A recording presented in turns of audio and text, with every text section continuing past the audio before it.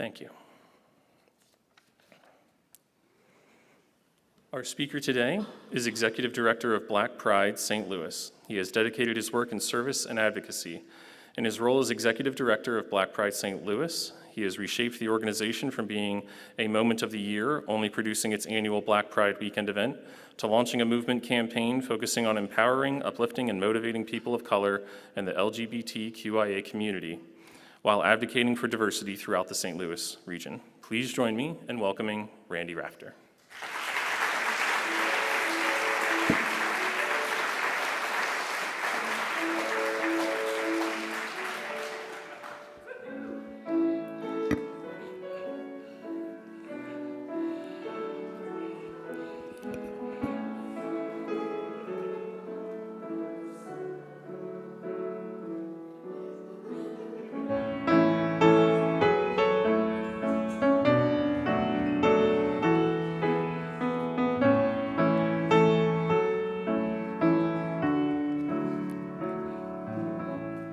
Thank you, Joanna.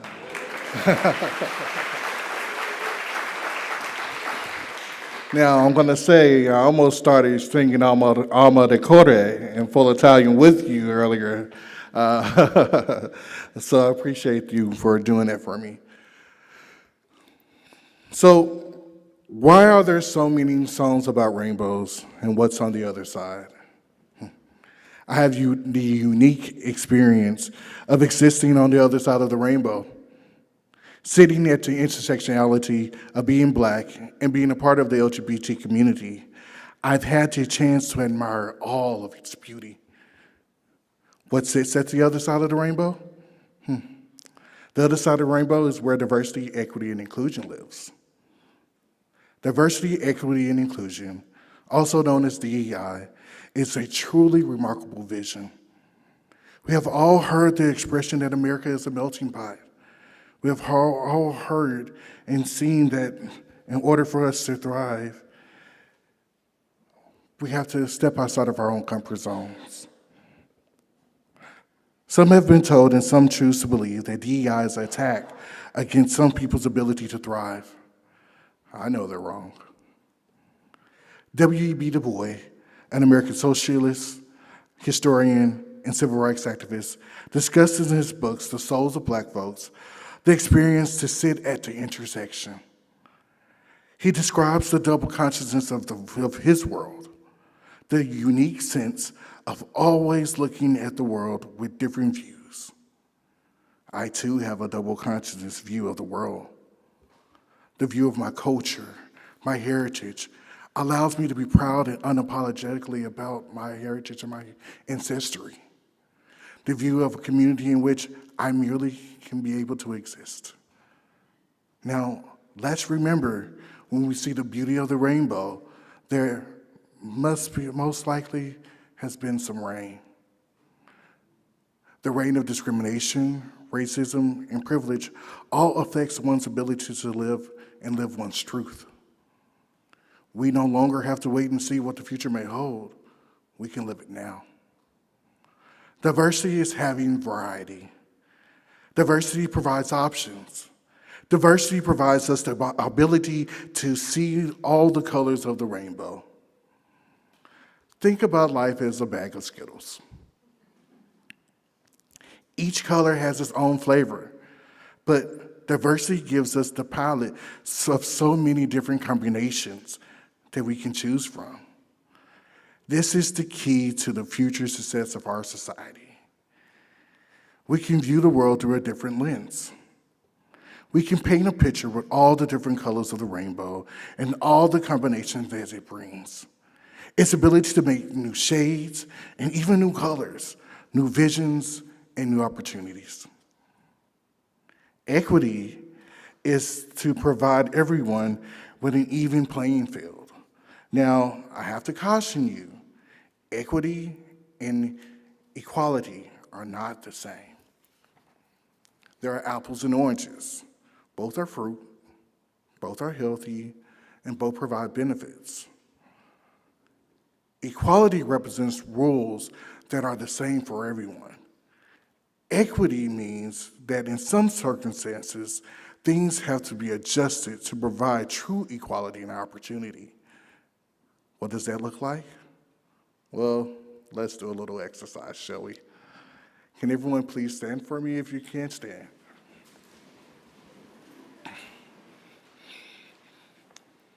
This is going to be fun, okay? All right. Now, I'm going to make some statements, and I'm going to ask for some of those statements that apply for you to have a seat, okay? If you have went to a private school, have a seat.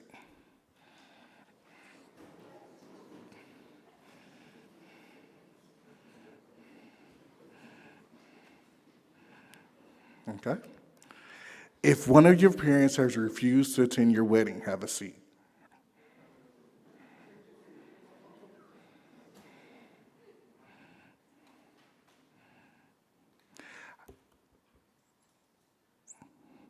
If you never worried about your phone being disconnected. So if you've been worried about your phone being disconnected, have a seat.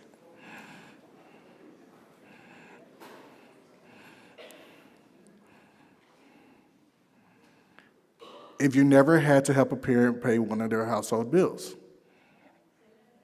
If you never had to help a parent pay a household bill.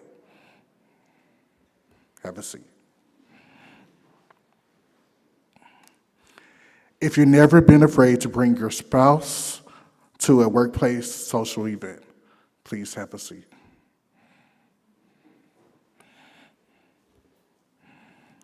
If you've never been asked, can I touch your hair? Have a seat.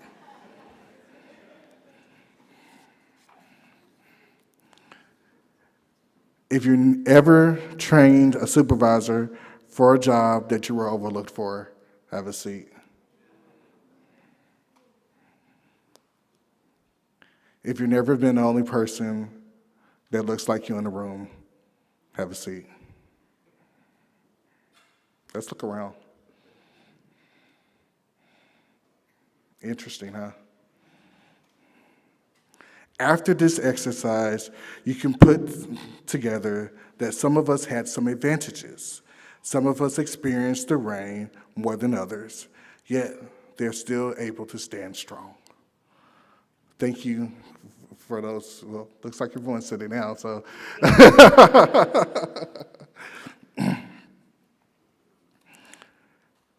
This isn't to discredit anyone that has worked hard. This is just to give a clear understanding of what equity is. This brings me now to inclusion.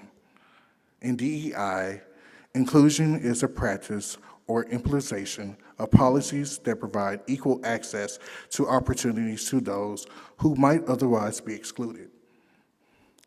The Disney movie High School Musical says this best: we're all in this together. We might not walk in someone else's shoes, but can we make it a point to make sure that our friends, our neighbors, and our siblings all have a pair of shoes? Let us love each other. Let us love who loves. Let us dream the impossible dream. Let us dream of a dream. Let me be me. Let me believe in the future. We don't have to wait to see what the future is. The future can be now. We can find our rainbow connection, and I look forward to seeing you on the other side of the rainbow. Thank you.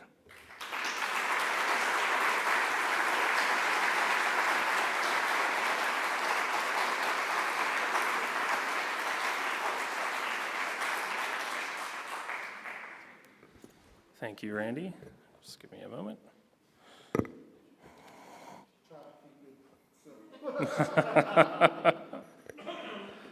All right, we're on to collections and announcements. The ushers will now take up collection. If you are moved to make a donation today, we appreciate anything you may be able to offer. We, like all nonprofit organizations, rely on the generosity of our members and friends to ensure our community can keep providing our many free programs. If you don't have cash with you today and feel so inclined, you can donate at ethicalstl.org/donate or use the QR code on the screen in just a moment, but it'll be up there. If you are interested in becoming a member of the Ethical Society, our new membership and program manager is Courtney Scott Camerata, and she is here today. Courtney, are you in the audience? Can you stand up? There she is. Please introduce yourself to her and let her know you'd like to talk about membership once she gets settled. Meanwhile, we would love to keep you informed about future events at the Ethical Society of St. Louis. If you'd like to join our weekly newsletter, use the QR code above me, or I guess we're, you can also sign up right there at the back table if you would like to sign up for the weekly newsletter. Announcements for most things that happen at the Society come through email.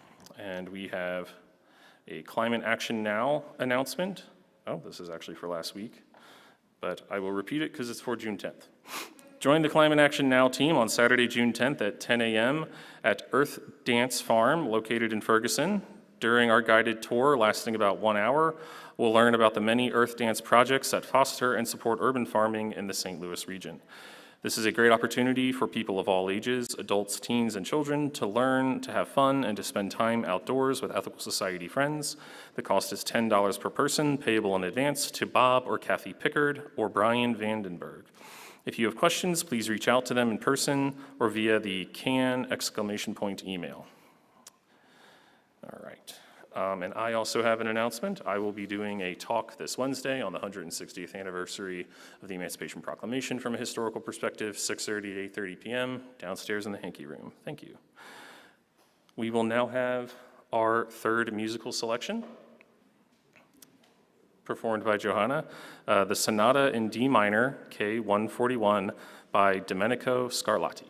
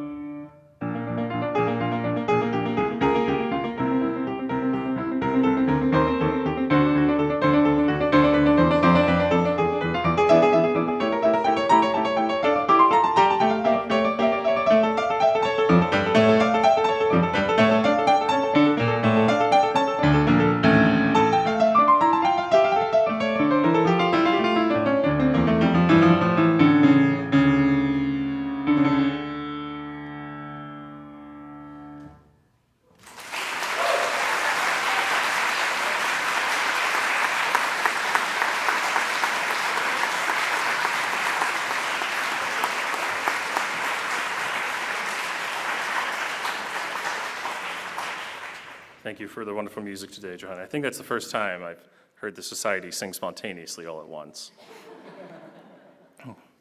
All right. In closing, thank you for being here today, for each other, and for yourselves. There is coffee hour downstairs in the Becker Room, which for those of you who are new is out the doors, side doors. You can go around the back and around. There's a stairwell down there to lead you to the Becker Room. If you are new and would like to be approached for a conversation, please have your coffee in a yellow mug. If you'd rather not chat, make sure you grab a white mug and folks will give you space. Visitors are also invited to check out our Visitors Connect table for more information about the Ethical Society. We hope today's gathering helped you feel more connected to other people, gave you new and interesting ideas, and inspired you to think about the values which guide your life. To end our program and invite you to greet those on either side of you if you'd like, and I hope you have a great week. And let's hear it again for Pride Month. Come on.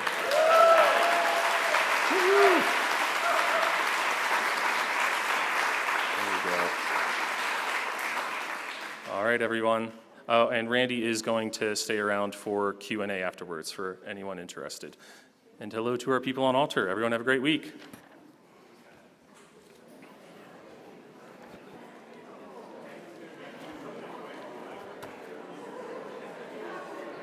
All right. We have some business.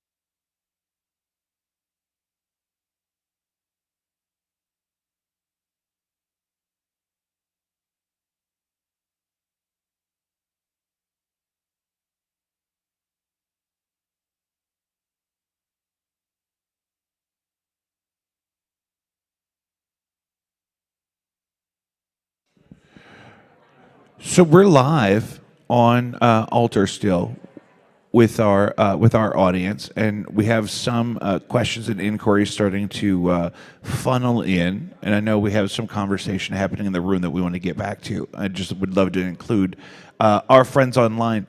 How are you today?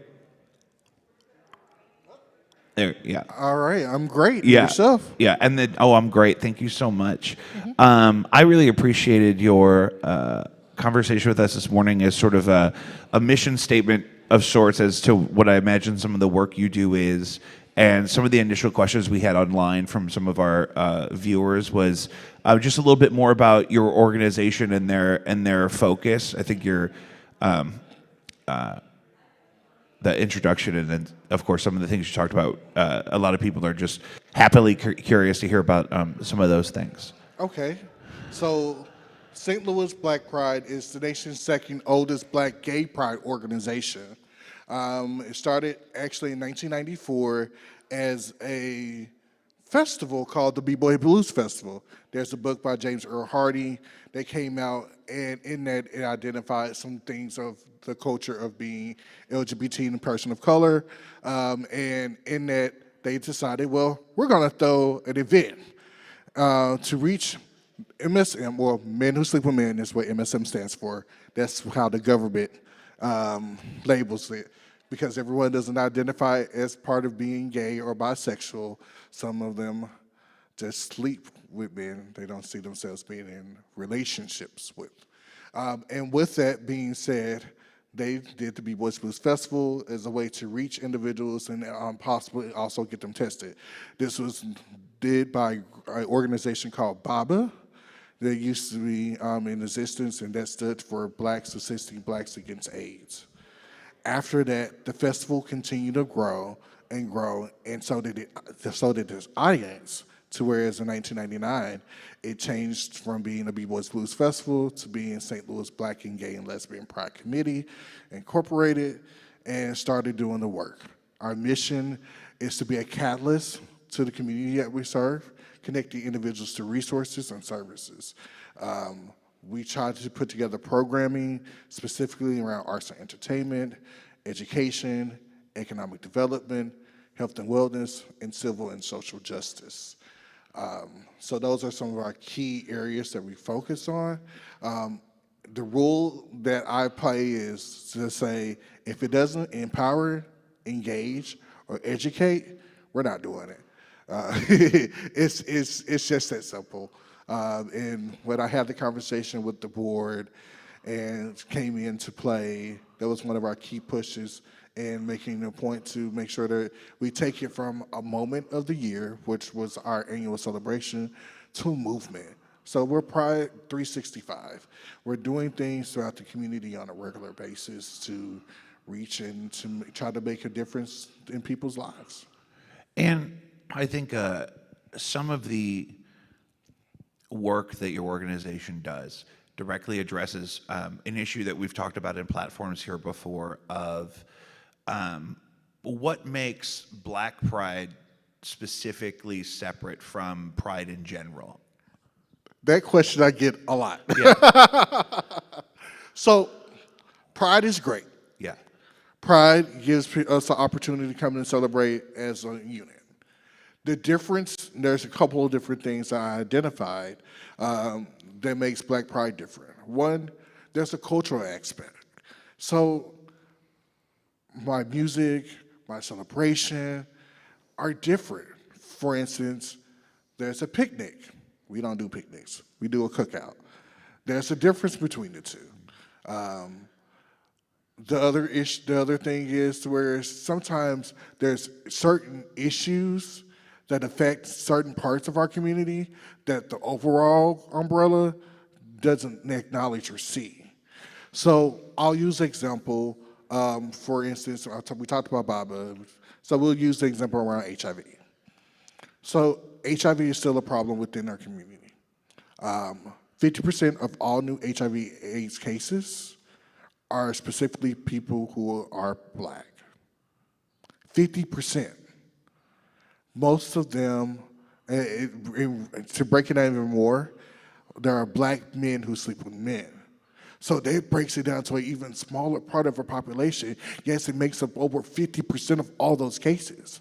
So that's one of the things that we talk about and we have conversations around.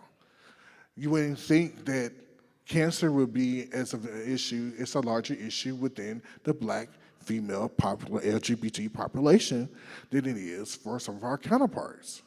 Well, specifically because the stigma around them being female and still living within their truth prevents them from doing some of the basic things and having basic access to getting the services that they need in order for them to make sure that they thrive. Does that give you absolutely. sense? Yeah. Yeah.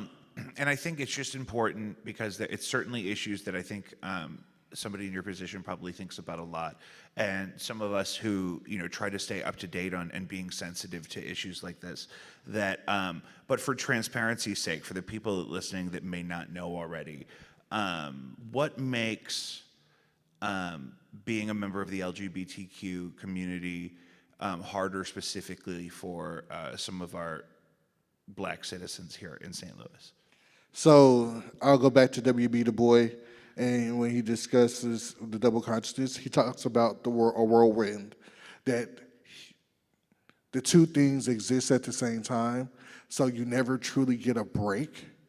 So, for instance, when I'm out going to Jefferson City fighting for trans lives and trans rights, the next day we have to go back to Jefferson City to have a conversation around CRT about why it's important for us to have the conversations around it, so we can have a better understanding.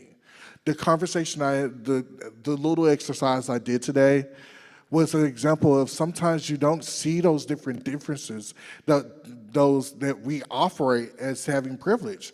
I have privilege as a black male, even though I am LGBT and a person of color, but my privilege outranks some of the things that a black trans woman goes through. And their access and the things that they have to go to just to exist and be who they are, their authentic selves.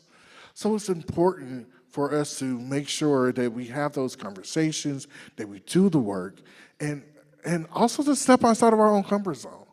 I think that's one of the big things, because I even had to do it. Sure. I think at one point I may have been transphobic.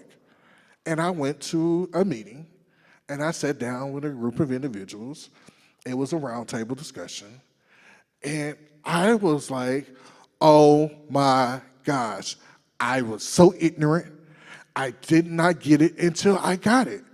They just want to be existing, and they have obstacles that they have to overcome. And I was like, well, gosh darn it, that's the same thing I gotta go through. Yeah. How can I sit here and not recognize what was going on? And I had to apologize, and I was like, well, I'm gonna tell y'all one thing. Y'all have educated one person, and I dedicated myself to doing the work even harder, especially for this part of the community. So, yeah.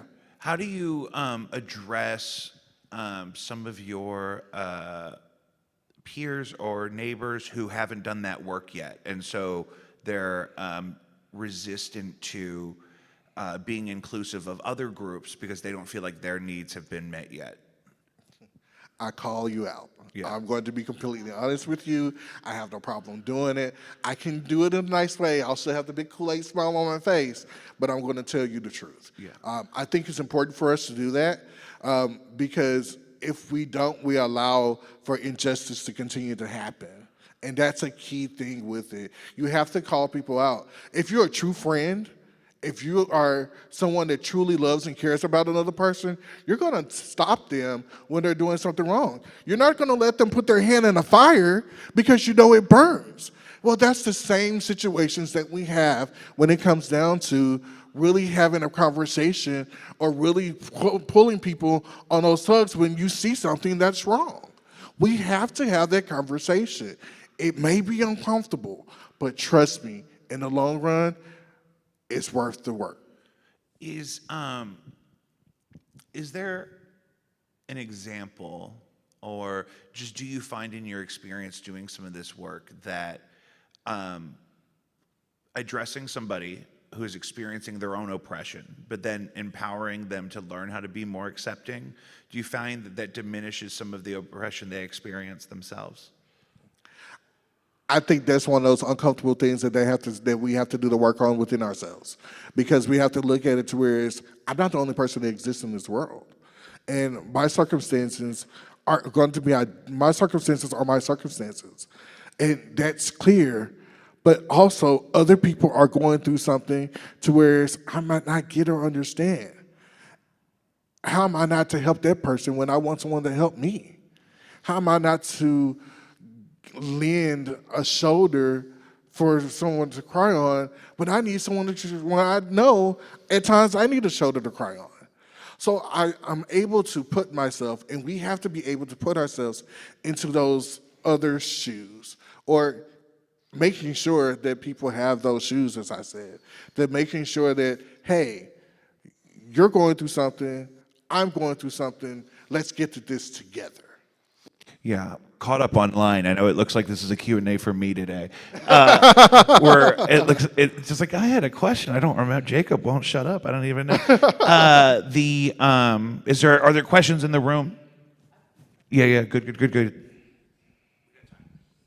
There are several Pride events in the metro area. Yes. Does Black Pride explicitly cooperate with them? Yes. So we have what we call our leadership roundtable, and we have our Pride regional meeting to where it's all Pride. So Pride St. Louis, Metro East, St. Charles, Soulard now, Alton, and Black Pride St. Louis, and Tower Grove.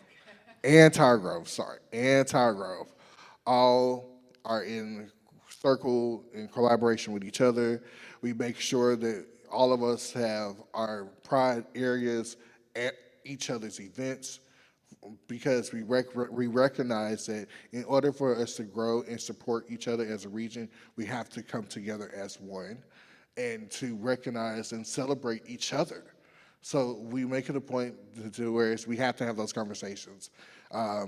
Sometimes it may be uncomfortable when we have to have those heart-to-hearts about something. I'm definitely the person that makes it sometimes have to call my friends out, hey, this is something that we need to look at.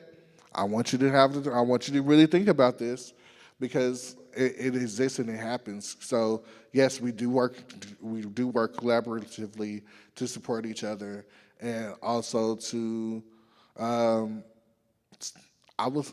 hate to say call each other out, but in order for us to truly work with each other, we have to be able to have those conversations and build within because we're being attacked.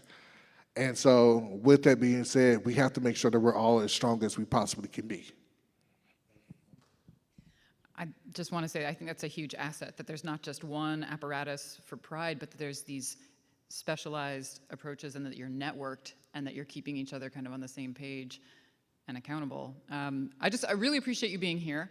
And I wanted to just take a second to tell the Q&A that we met because someone we both know was pulling together Dinner for People. And she put out a call for volunteers. And so while we were there, you were telling us a little bit about the legal institutional discrimination that still exists on the books in the state of Missouri.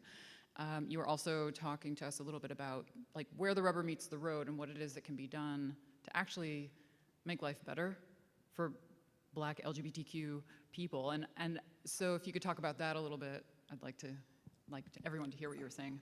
Okay. So where rubber meets the road, there's different approaches and different actions one can take. So first off, thank the Ethical Society for helping us on that day. We had made 50 food kits for individuals who are underserved. Most of them were going to be able to have a holiday dinner for themselves. And so we were able to, with collaboration and help, to give them all a holiday basket. It had a turkey, it had all the sides and fixings that you would want to make sure that you celebrated your way and enjoyed your day with your loved ones and your chosen family. And sometimes that's family that you didn't choose. But it gave them that opportunity. And the reason why that was important was because 40% of, I'm a stats guy, I'm sorry.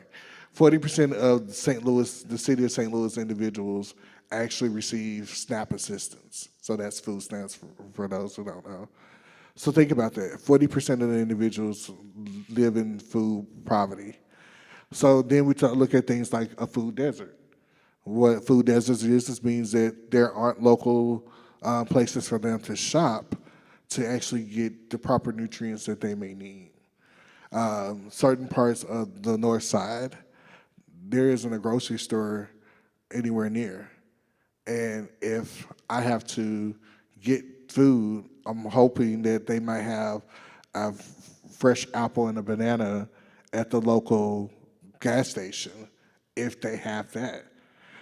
So in order for you to get some of the basic nutrition that you need, you have to go across the way 15, 20 minutes. And what if I don't have a car? So now I have to take the Metro link, which, let me say this now, I love Metro. I think Metro is amazing. I can't wait to see the improvements that they plan on doing. But to go 20 minutes out of the way, which on the Metro is about an hour to get where you need to get to, then you have to take all those groceries on the Metro back to your home for the next hour, hoping that your milk, the ice cream doesn't spoil, the milk stays good, you don't break any of your eggs, that you didn't smash your bread. That's a lot. So imagine if we can talk to our local politicians, imagine if we can talk to our local business districts and say, hey, so can we get a grocery store here? Can we do, well, maybe let's do a community garden to where we have all these vacant lots in St. Louis anyway. Let's put together a community garden to where we can teach and feed our community, and it's something that we can do for free. Wouldn't it be amazing? We can see more of those things by putting together certain policies and certain practices to make differences within those communities. When I look at things like economic development, I used to work for a couple of different financial institutions, and basic financial literacy is an issue. I'll tell you, there's individuals right now that don't have checking accounts, that don't know how to manage money or make a budget. And those are things that individuals, well, most of the times we're taught that by our family members. Or in some situations, some of the school systems are able to do that, but then there's others that aren't. Or having to learn how to use the basic budget that you have and have to implement other things to help assist you within those budgets. I talked about unhoused earlier. I was unhoused twice. My family is all the way in Little Rock, Arkansas. And my mom lives paycheck to paycheck herself. How am I to ask them for support when they're already struggling as it is?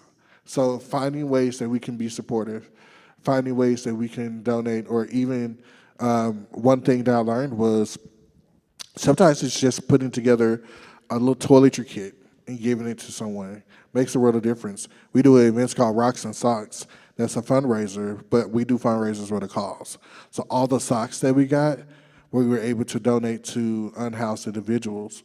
Because one thing that they say was, well, yeah, the food's great and all this other stuff, but sometimes I just need a warm pair of socks. So we do a Rocks and Socks event to make sure that you have a couple of pairs of socks that you have when you're especially during those cold winter months. Hi, I'd just like to say thank you for your work. And you talked about resources. I was wondering if there was anywhere specific you might point people that wanted to donate time or money or anything in your direction. So you can always go to our website, blackpridestl.org, and there you can find there's a donate spot there. Also, you'll see some of our events that we have going on, so you can be in a loop of what's going on and what's happening with us. We're all over social media. We're trying to be so many new platforms here and there. So we are on Facebook, Twitter, Instagram. So you can definitely follow us at Black Pride STL as our tag for those as well. So you can view us there. We do different, as I said, fundraisers for the cause. So at those different events, we'll be able to collect different things and different items for individuals. This fall, we're going to do a back-to-school type event specifically for our LGBT young people who are in school, both college and in high school and younger, to give them, it's kind of going to be like a pep rally, encouraging them to stand up with their head held high, that their elders and their community supports them, and we're here for you. Here's a book bag full of the things that you're gonna need, and also here's a card with a couple of phone numbers that if you need to call and you need someone to talk to, or you just needed a second, that you can reach those information and reach those individuals. So your best bet if you is to go there, and we'll be able to connect you to those different things. If you want to volunteer time, there's a volunteer section on there as well for all our different events. Our big event is our St. Louis Black Pride Weekend. Yay! We make it a point not to do it in June because we're exhausted in June. So ours is in August. It's August 3rd through 6th. We have a whole weekend of events throughout the entire thing. On the 5th, we'll have our Black Pride Expo, where we're connecting a lot of the different resources within the community to those community members. So that's another great opportunity that we're doing as well. So those are some different things that you can put together and look at. Yeah. That was my next question. I always like to make sure that I get the plugs in there. That's my job, is to make sure that the website, blackpridestl.org. I also think something that you've kind of alluded to repeatedly today that's really important to punctuate the conversation with is that Black Pride is not mutually exclusive with other types of pride. The message is really that all pride is great, like you said, but there are specific needs that specific individuals in every community need that keep them from feeling welcome in a more mainstream pride message. And they need someone to say, hey, you can look like you and be who you are. Representation matters. Yeah. My last question was, have you ever been in a room where you're the only person that looks like you? That happens on a regular basis, and it can be uncomfortable. And how do you have those conversations, and how do you be your true authentic self, and making sure that you can be you and feel comfortable in those different settings? I mean, I remember working at the bank, and I was the only black gay person that I knew out of I was in management. Out of all the 50 managers that were there, I was the only one that looked like me, that represented me. So it was one of those things where do I put a picture of my boyfriend on my desk or not? Do I feel comfortable in doing that? Should I invite him to the company picnic? Do you do those things? And it's like, oh, well, those things do happen. So yeah. Yeah, I love it. Thank you so much. Anybody else in the room? Yeah. Sorry. Oh, no, you're good. Hi. All right. I like to think I have a good heart, but I'm also discovering that I'm woefully ignorant. LGBT, I understand, but there's a lot of more communities that are involved. Could you fill me in a little bit? Sure. So we know L stands for lesbian, G is gay, B is bisexual, T is transgender, Q is queer or questioning, I is for intersex, A is asexual. And then there's the plus, because sometimes there's pansexual, which is one who loves who they love, no matter what gender. There's, and then there's the SGL, which means for same gender loving. In some areas within the Black LGBT community, instead of saying LGBT, they like to say same gender loving. So that's some of the things of that, the different parts of that rainbow. Great. Wave at everybody online. We love you. You're here with us in spirit. And I just want to say thank you so much for your time and all of your work, of course, Thank you today. for having me. Yeah, absolutely. I think I think the platform address initially is like you don't want to come up there and like overplug your organization, but it's like, wait a minute, we got to talk about some of that stuff. We got to make sure we cross all those T's. So thank you again, and I'm sure coffee hour is still going on downstairs. So feel welcome to hang out for that, and I'm going to get us wrapped up in here. But thanks again. All right, thank you for having me again.